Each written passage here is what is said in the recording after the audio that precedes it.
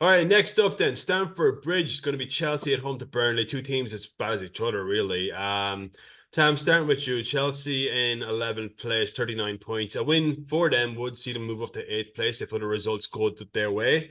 So put them, in the hunt for European places. Do you think if Chelsea can maybe sneak a European place, they've gotten to the EFL Cup final, they lost, fair enough.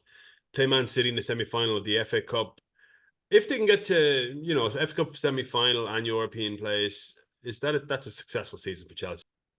I actually cannot believe that you put Chelsea and European spots into the same sentence. There you go. Like I would actually put Chelsea up there as one of the worst run clubs in England 100%. after Man United. Well, Man United are going to should be turning themselves around. Um, Pochettino, he's done the best with what he has, and like Jackson is starting to actually hit form. He's got a few goals in the last 5 games, so that was one of the big money signings there last summer.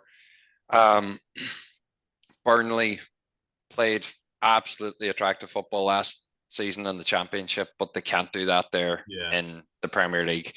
Um, they've been I found out think numerous times. I think Vincent Company should stay on as the Burnley manager though, because like with the money that they're going to get from the windfall of going down, possibly this season, it could help them to bounce back up next Yeah, season. really Um, establish themselves or try to but establish themselves. yeah, yeah, but going back to your original question, would that be a successful season for Pochettino? He would have liked to been higher in the league, but in terms of the cup competitions, I would say that there's a successful season and don't buy anybody this summer. Yeah, Keep the definitely. squad that they have. Yeah. Rob, just touching on that point, yeah, we've mentioned it a few times. Chelsea's bench is full of like all these unknown players, and I feel like that's kind of contributed to where they are as a team.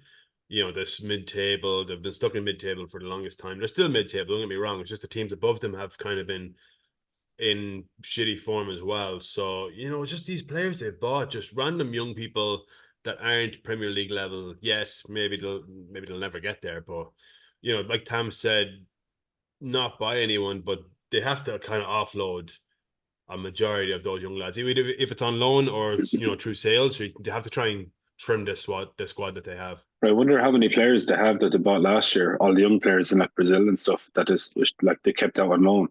So Yeah, how many of them are coming in as well this summer? Like they've yeah, too many bad players. But unlucky as well with their injuries too.